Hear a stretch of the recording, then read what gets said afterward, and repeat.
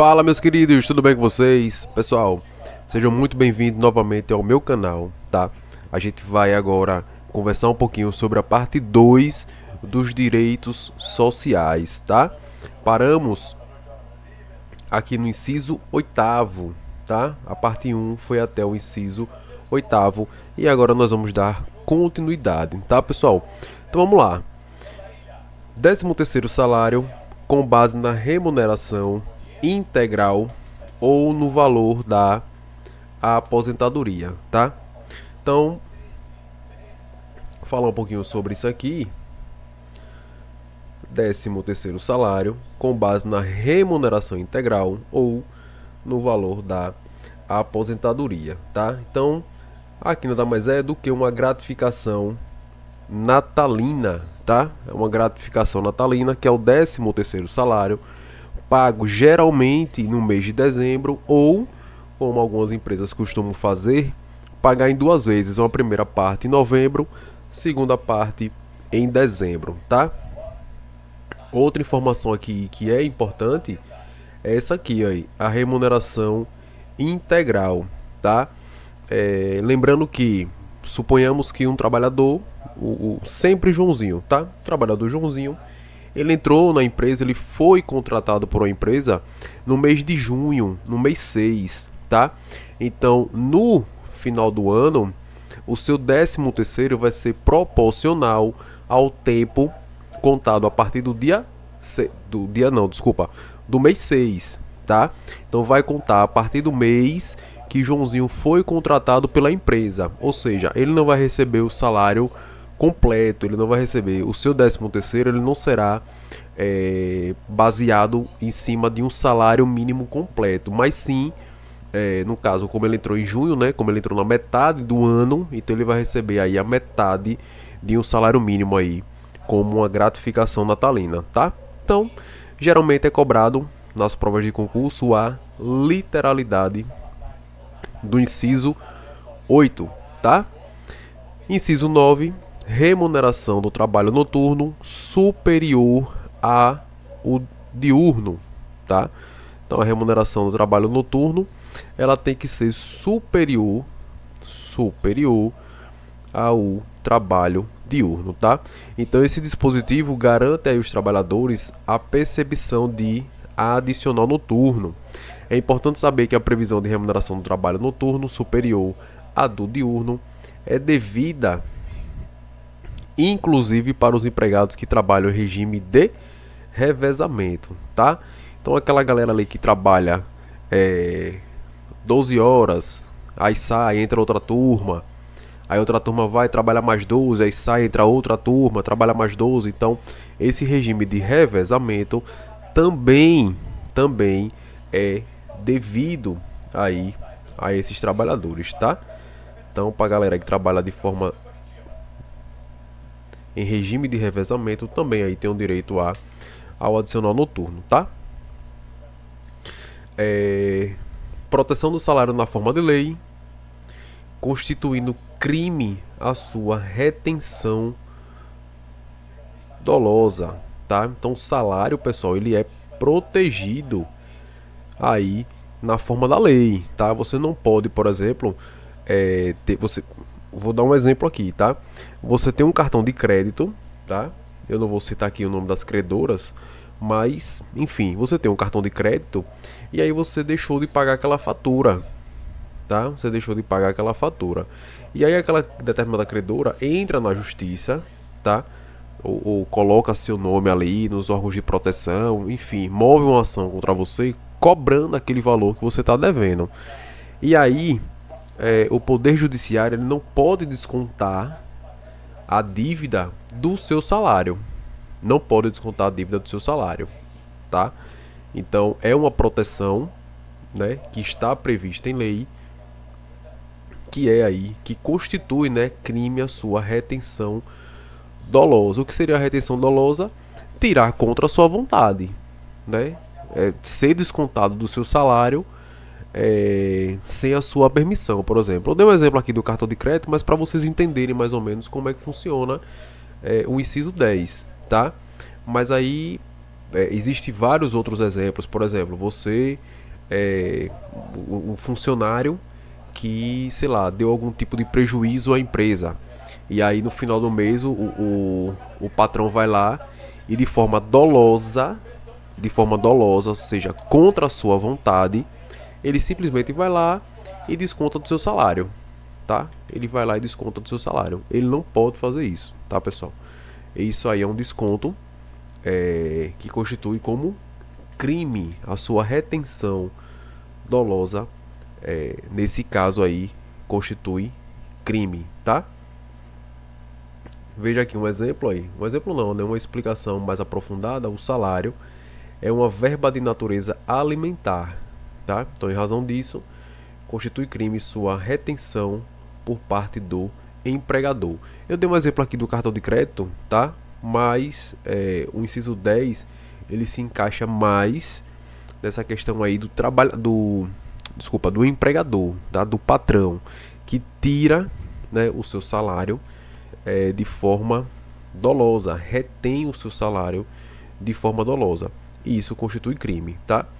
Vou dar um exemplo aqui de uma situação que já aconteceu comigo, né? Eu como militar, em que a gente, conversando com um rapaz que entrega água, né? Entregador de água, entregador de bujão de gás, em que ele, comentando comigo, ele disse o seguinte, que em algumas situações, quando aqueles garrafões de água, né, quando quebrava, quando vinha com algum defeito, ou então quando eles entregavam e pegavam o garrafão vencido, ou então até mesmo troco, né, por exemplo, chegava lá faltando R$ 20 do troco, R$ 30 do troco, tá? Então no final do dia ele recebia o pagamento, né, se eu não me engano era R$ 100 ou era R$ 80 o dia, né, do serviço dele, e aí praticamente todos os dias era descontado um valor, todos os dias. Então se fosse lá um garrafão que tivesse quebrado, um garrafão que tivesse desaparecido ou um troco que veio errado, então o patrão dele ia lá e tirava o dinheiro. Diz, hoje eu não vou lhe pagar, sei lá, é R$ 100 o salário dele, hoje eu vou lhe pagar só 80 porque R$ 20 aqui tá faltando do seu dinheiro de caixa, né? Então assim, era algo constante que não podia acontecer, tá? Era algo constante que não podia acontecer e que acontecia, segundo o funcionário, com uma certa frequência, tá? Então aqui é um grande exemplo de que é crime, né, você reter ali o salário do funcionário. Inciso 11, participação dos lucros ou resultados desvinculado da remuneração e, excepcionalmente, participação na gestão da empresa conforme definido em lei. Isso aqui, aí, a participação nos lucros, né, é o famoso PPL, né? Prêmio de participação de lucros. Algumas empresas elas disponibilizam, né, esse benefício, né? Geralmente o supermercado eles têm aí o PPL pago aí uma vez no ano, né, que é a participação dos lucros, é dividido ali entre os servidores, tá? Informação interessante é que é desvinculada da remuneração, tá? E é uma forma de estimular a produtividade do trabalhador, beleza? Inciso 12, salário família pago em razão do dependente do trabalhador de baixa renda nos termos da lei, tá? Então se liguem nisso aqui, ó. Não é qualquer trabalhador que tem direito não ao salário família, tá? É só aqueles que são aqueles trabalhadores de baixa renda, beleza? Salário família é um benefício previdenciário, sendo devido somente ao trabalhador de baixa renda. É pago em cotas de acordo com o número de dependentes. Então, se o cara tem lá 2 filhos, 3 filhos, ele vai receber um salário família para cada criança, certo? É um benefício, tá? É um benefício pago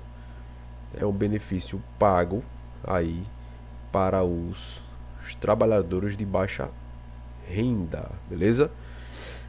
Questãozinha aqui do TRT, o salário família será pago em virtude do dependente do trabalhador, sem se cogitar da renda por ele auferida, já que se trata de um direito social garantido constitucionalmente. E aí, pessoal, Tentem aí responder.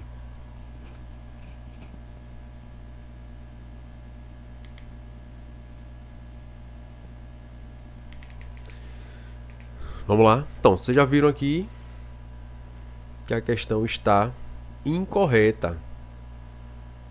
Incorreta, tá? Por quê?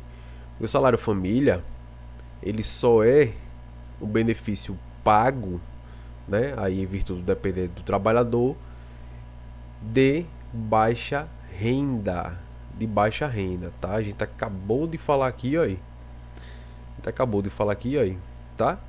Trabalhadores de baixa renda. E nesse caso aqui, a questão informou que não se cogita, né? Aí a renda, não é levada em consideração a renda aí do trabalhador, né? Que o trabalhador recebe, né? Já que se trata de um direito social garantido constitucionalmente. É um direito social garantido constitucionalmente, porém para aqueles trabalhadores de baixa renda, certo? Então aqui a questão ela se tornou inválida por conta desse sem se cogitar da renda por ele auferida, tá? Inciso 13, duração do trabalho normal não superior a 8 horas diárias e 44 semanais. Facultada a compensação de horários e a redução da jornada mediante acordo ou convenção coletiva de trabalho, tá? Então isso aqui, pessoal, a regra é a prestação de trabalho por até 8 horas e 44 horas semanais, tá?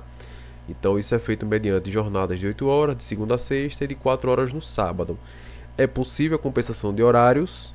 Sim. Um trabalhador que fecha um contrato de trabalho de 44 horas semanais e 8 horas diárias poderá, por exemplo, trabalhar 2 horas a menos em um determinado dia, compensando-as posteriormente, tá? Isso aqui, pessoal, isso aqui é uma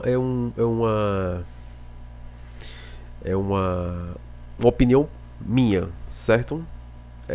Eu não acredito, assim, aqui é muito bonito, tá? Aqui é muito bonito, a Constituição deixa tudo bonitinho, tudo legalzinho, 8 horas no máximo, 44 horas semanais no máximo, 8 horas de segunda a sexta, é tudo bonito, tá?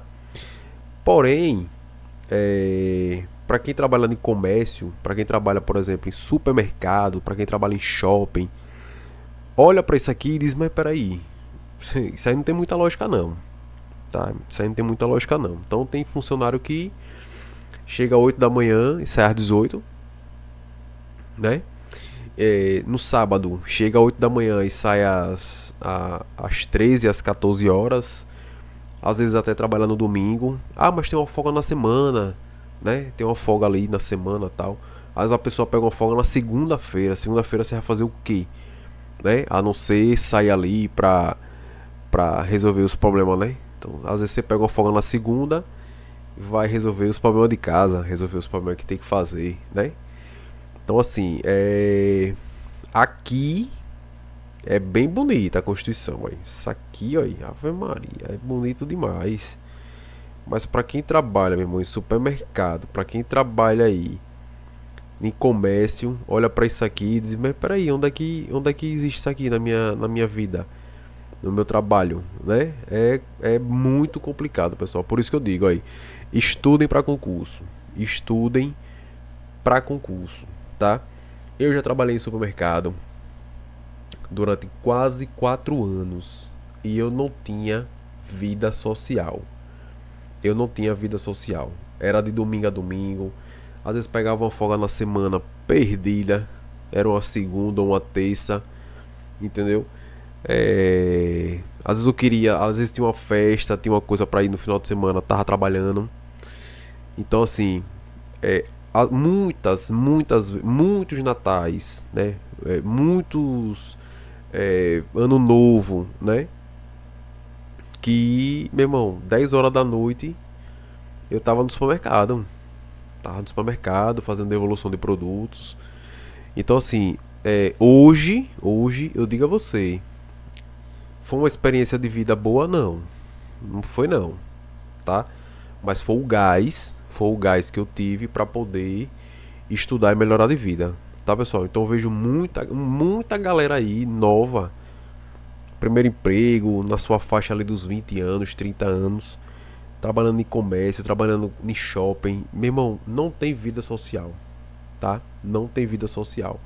Então, por mais que a Constituição aqui proteja, né, limite ali a questão de horas, enfim, patrão não quer saber não, meu irmão. Patrão quer dinheiro, patrão quer dinheiro, tá? E hoje a galera, para se sujeitar a trabalhar 10 horas por dia, 12 horas por dia, não ter uma folga no final de semana, ter um final de semana, um domingo no mês, que era o que a gente tinha quando trabalhava no supermercado. Uma folga no mês, um domingo ou talvez um sábado. Então assim, é puxado, tá? É puxado e assim, estudem, galera, estudem. Fiquem nessa porra de comércio não. Vamos lá, jornada de 6 horas para o trabalho realizado em turnos ininterruptos de revezamento, salvo negociação coletiva. Aqui é a galera que trabalha em telemarketing, né? Galera que trabalha em telemarketing, galera que trabalha aí nas empresas de telefonia, né? Trabalha aí durante 6 horas corridas, né? E aí sai, aí entra outra galera, mais 6 horas, depois sai, entra outra galera, mais 6 horas. São turnos ininterruptos, né? Não pode parar não. Não pode parar não. Então é 24 horas aí o serviço daquele jeito, tá?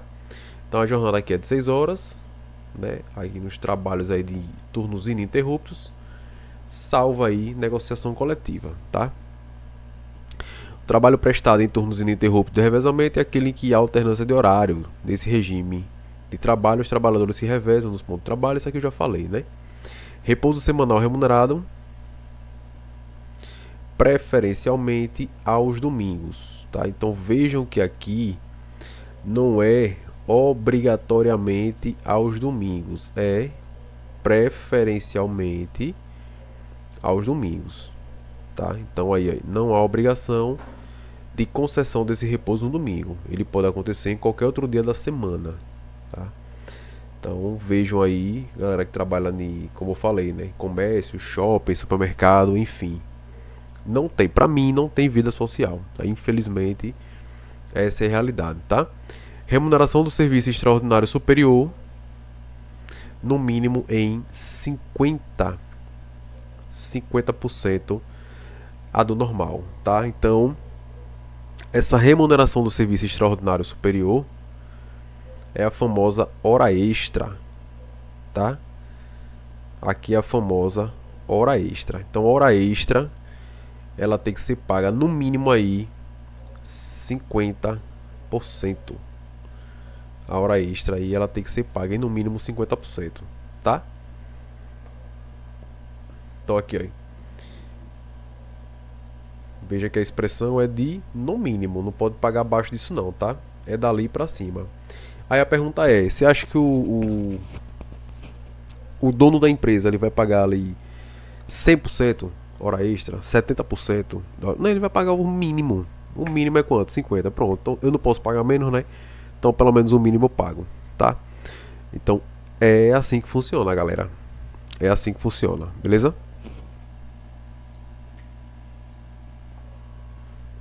Inciso 17.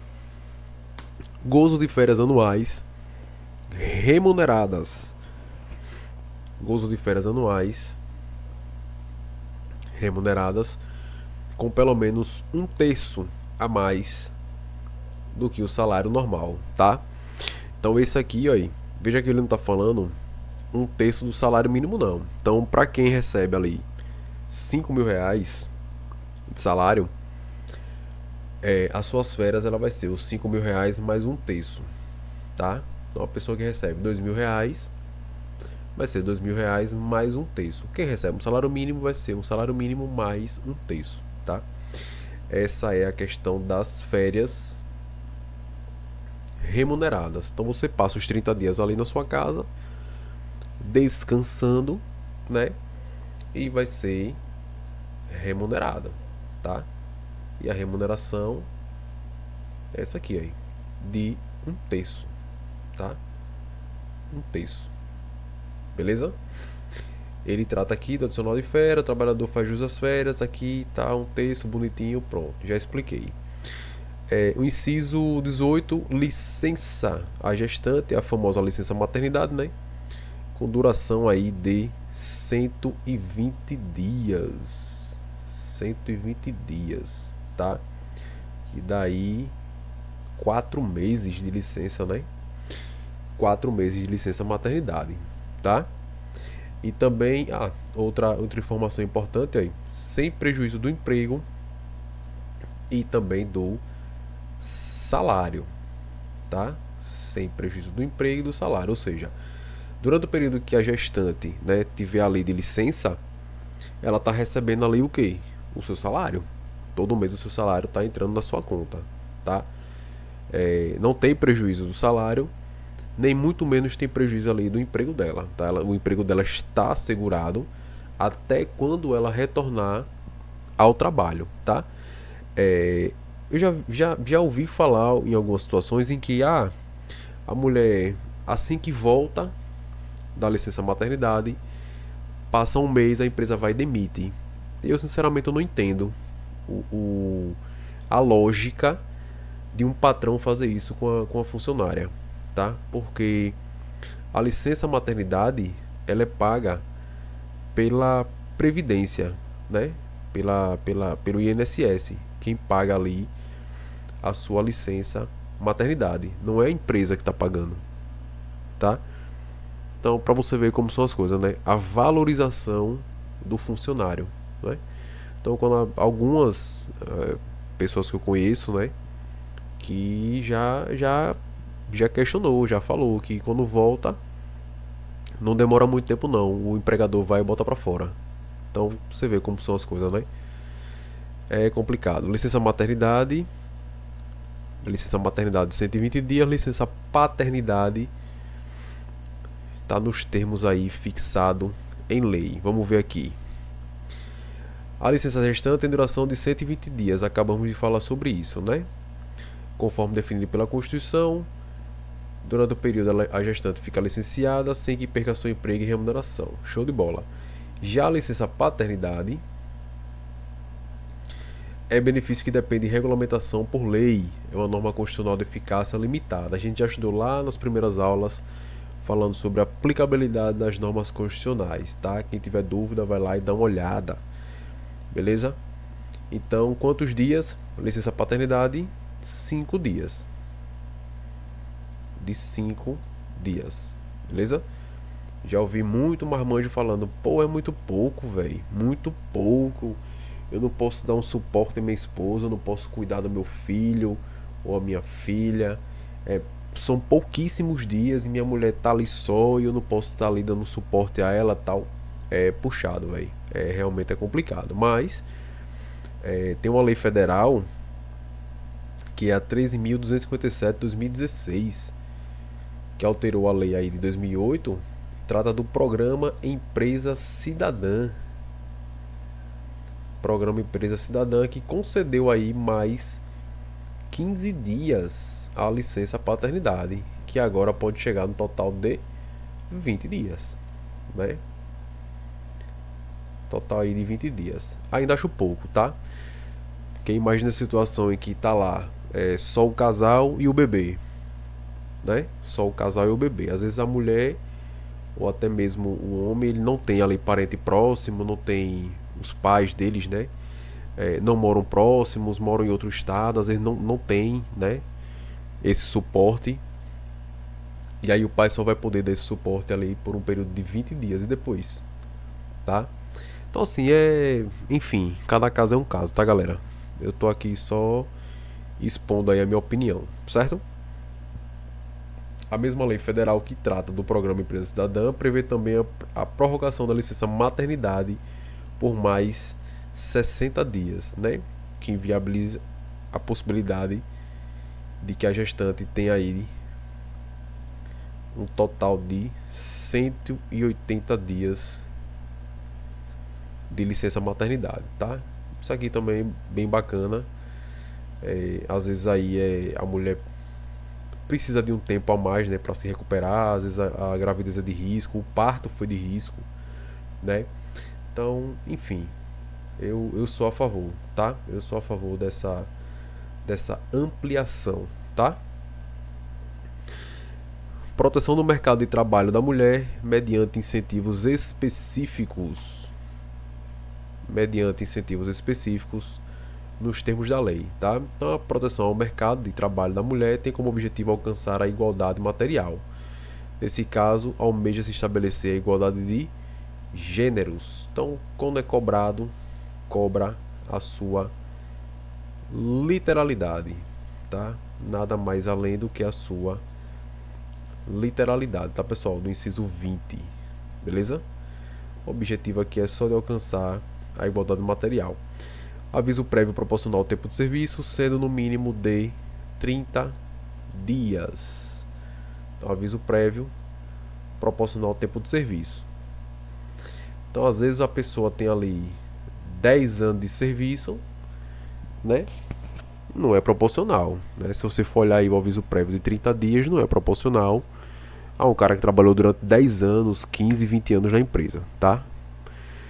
Mas a legislação nos traz que o mínimo aí deverá ser de 30 dias. E pasmem, as empresas, quando vão pagar aí o aviso prévio, é justamente 30 dias, tá?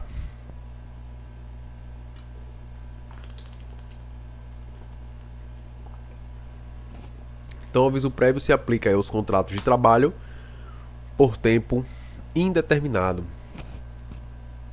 É um instituto que tem como objetivo permitir que o trabalhador tenha um tempo para buscar um novo emprego após tomar conhecimento da intenção do empregador de demiti-lo, tá? O aviso prévio deve ser proporcional ao tempo de serviço.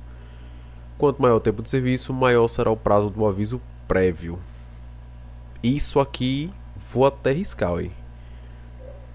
Isso aqui vou até riscar porque empresa nenhuma cumpre, tá? Deve-se observar, contudo, que o prazo mínimo de aviso prévio é de 30 dias. Pronto, isso aqui é o que as empresas cumprem. O prazo mínimo, tá? Prazo mínimo as empresas cumprem. Esse aqui, ó, 30 dias. Beleza? Risquei porque de fato as empresas não cumprem isso aqui, ó. O cara pode ter 10, 15, 20 anos de empresa. Ah, meu irmão, você está demitido. Você tem 30 dias de aviso. Pronto. Que é o que a legislação obriga, né? Se o aviso prévio, o mínimo fosse de 10 dias, as empresas davam 10. Então, é por isso que eu digo. Hoje você trabalhar em regime seletista, meu irmão, não é pra qualquer um não, viu? Pessoal, encerramos aqui a segunda parte, falando aqui sobre os direitos sociais. Eu agradeço mais uma vez aí a participação das senhoras e dos senhores, tá? Fico muito feliz porque a gente, cada dia, tá tendo cada vez mais aí pessoas se inscrevendo no nosso canal, tá?